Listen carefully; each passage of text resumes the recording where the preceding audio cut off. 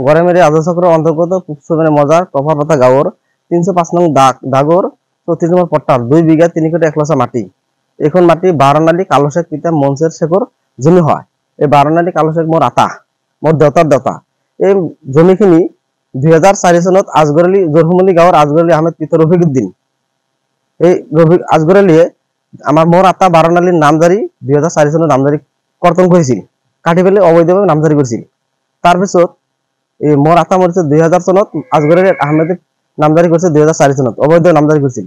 তাৰপিছত আমি 2005 চনত আজগৰ আলী ওপৰত এই আমরা মেট্রোত সিভিল কেস করেছিল, মোর দেউতাই হাকিমিলে করেছিল।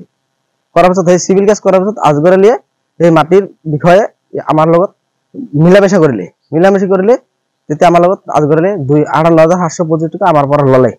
আর সেখানে আমার পট্টার মাটি বেদখল করে খাইছিল। সেই মাটি নাকো আমার ওচৰত বিক্রি করিলে। তেতিয়া এগ্রিমেন্ট দলিল দিলে। আর গড়েমেরি মাজত হাই secondary Abdul Rahman Khan principal, Motleb master গড়েমেরি, আর টুকরাপাড়ার চানমন মাহমদ আর টপারপাতার আব্দুল ফারা মাস্টার, এই 4জন শিক্ষকে আমার মাটি কিনি দিলে। আমার পট্টার মাটি লিখিত দলিল দিলে। দিয়ার পিছত সেইখন মাটি আকৌ 2000 যেতে আজগর আলী নামজারি করেছিল তেতিয়া 2009 চনত নামটো আর নাকাটে।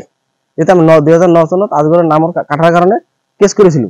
তেতিয়া আকৌ এই আজগৰ আলীয়ে দখলটো ৰাজপি ডাব্লিউ ৰোডৰ পৰা আমাক গোটেইখিনি ৰাস্তা এৰি দিলে, মাটিখিনি এৰি দিলে। দিয়াৰ পিছত আমি সেই নামটো আৰ কৰ্তন নকৰে আজগর আলীয়ে। তারপর 2011 চনত আজগর আলী 145/46 319 আম 2011 চনত আমার ডেটা করার উপরত মহামান্য আদালত গছ করিলে। গছ করার পিছত 29/6/16 চনত additional district magistrate Sangeeta Saikia আমার ফেভারত রায় প্রদান করিলে। তাৰপিছত সেই 319 আম 2011 চনৰ কেসটোৰ ওপৰত ডিস্ট্রিক্ট এন্ড সেশন কোর্টত 17/16 কেসটো আপিল করিলে। তেতিয়া 2/6/18 চনত ডিস্ট্রিক্ট এন্ড সেশন কোর্টে আমার ফেভারত আমার দেউতা করার উপরত রায় প্রদান করিলে। রায় প্রদান করার পিছত তেতিয়া লাটমন্ডলের পুলিশে গোটেইখিনি মাটি আমার সমঝাই দিলে। আর যেটু গফুর আলী বাতাস দিয়ে চরের পৰা এই আজগর আলীয়ে তাক বেদল করাই বেলেগ একটা মানুষ তাত রাস্তা আমার বন্ধ করি এই মানুষের বহাই দিছে। তার লাটমন্ডলের পুলিশে কলে যে আপনি কারবা মাটি দিচ্ছে যার পৰা লৈছে তাৰ পৰা আঁতৰে যাওক, ইয়াতে আজগৰেৰ মাটি নাই, আজগৰেৰ নাম কৰ্তন হয়ে গেছে। তাৰপিছত সেই মানুহজনে নুঠিলে আমাৰ পৰা। আকৌ আজগর আলী কি হল আমার দেউতা করার উপরত 37/18 আর 103/18 মিস কেস আর টাইটেল শর্ট হল 37/18 সিনিয়র ডিভিশন কেস ফাইল করিলে।